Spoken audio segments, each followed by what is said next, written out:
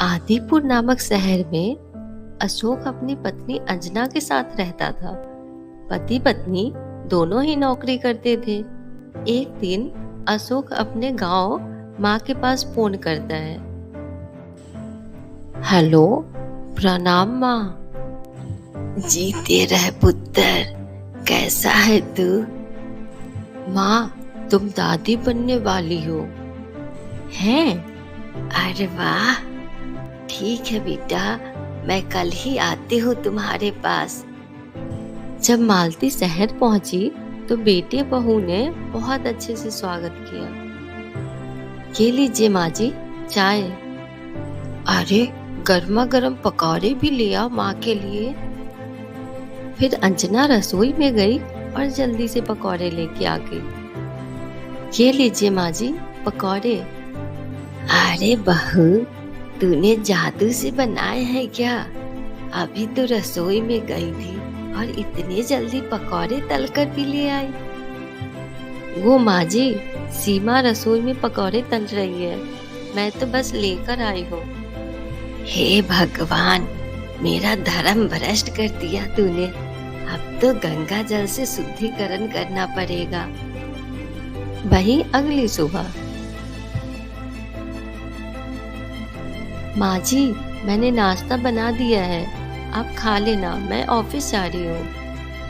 पर बहू, अभी तो घर का सारा काम पड़ा हुआ है।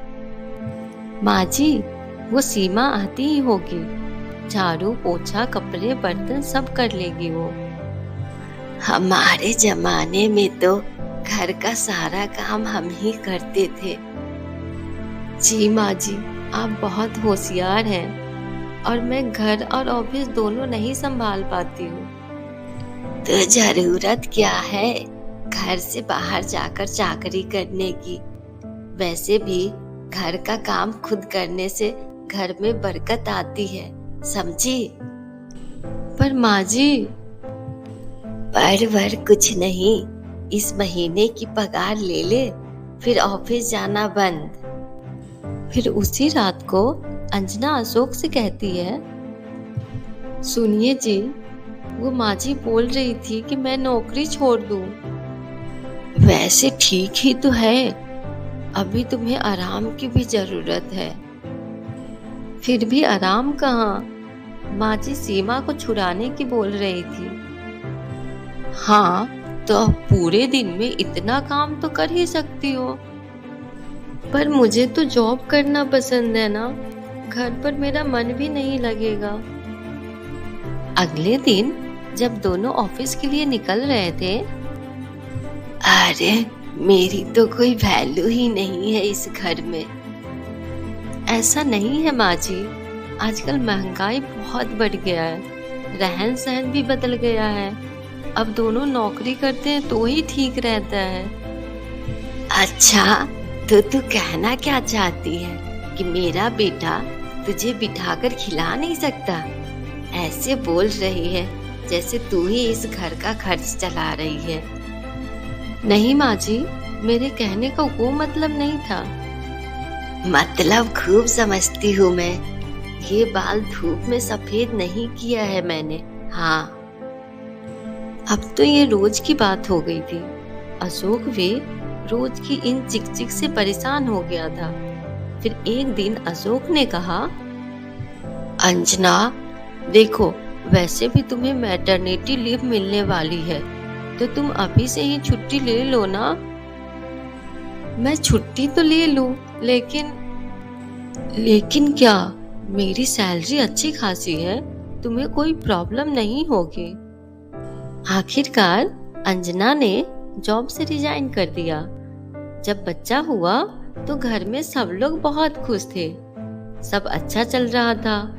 फिर कुछ दिनों बाद अशोक एक फाइल देख रहा था। क्या हुआ अशोक, तुम परेशान लग रहे हो? हाँ, वो हमारी जितनी सेविंग्स थी ना, वो तो सारे हॉस्पिटल में और मुन्ना के फंक्शन में खत्म हो गए, और अभी वैसे भी मंदी चल रही है। तो अच्छा, वो मैं बोल रही थी कि कल मुन्ना को टीका लगवाना है। अंजना, क्या टीका लगाने का पोस्टपोन नहीं कर सकते हैं? नहीं जी, बिल्कुल भी नहीं। अब अशोक को समझ में आ रहा था कि उसने अंजना का जॉब छुड़वाकर बहुत बड़ी गलती की है। पैसों की कमी का असर घर के माहौल पर भी दिख रहा था। फिर अगले दिन, बेटा मेरा चश्मा और ये दवाइयाँ लेते आना, पर्चा देते हुए माँ ने कहा।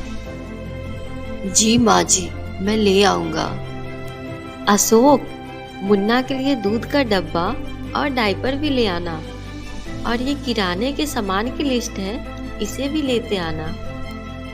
अशोक गुस्से में लिस्ट फाड़कर फेंक देता है और चिल्लाता है, पैसे क्या पेड़ पर उगते हैं? हाँ, कभी ये ले आना, कभी वो ले आना।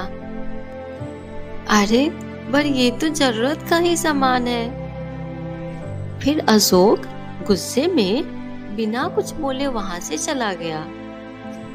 अरे लंच बॉक्स तो लेते जाइए। फिर अंजना दौड़कर लंच बॉक्स पकड़ाती है। भाई एक दिन खाना खाने के बाद, अंजना अब तो मुन्ना कुछ बड़ा हो गया है। हाँ तो अब तुम वापस जॉब ज्वाइन कर लो ना। पर इस रिसेशन में जॉब मिलना बहुत मुश्किल है। अरे तुम ट्राई तो करो, हो जाएगा। लेकिन फिर मुन्ना को कौन संभालेगा? माँ जी है ना, वो संभाल लेंगे और फिर फुल टाइम मेड भी लगा लेंगे। पर माँ जी, उन्हें तो पसंद नहीं है मेरी जॉब करना।